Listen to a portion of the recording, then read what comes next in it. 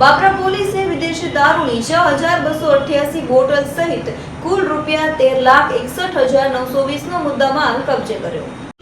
વિદેશી દારૂ ભરેલો ટાટા 407 ગાડી બાબરા પોલીસે ઝડપી પાડી હતી। પૂર્વ બાતમીને આધારે ભાવનગર રાજકોટ સ્ટેટ હાઈવે પરથી વિદેશી દારૂનો જથ્થો ઝડપાયો હતો।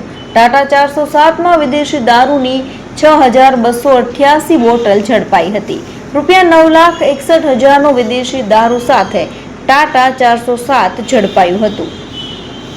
આમ બાબરા પોલીસે દારૂની બોટલોની કિંમત સહિત ₹13,61,920નો મુદ્દામાલ કબજે કર્યો હતો। જોકે ટ્રક ચાલક અંધારાનો લાભ લઈ નાસી છૂટ્યો હતો।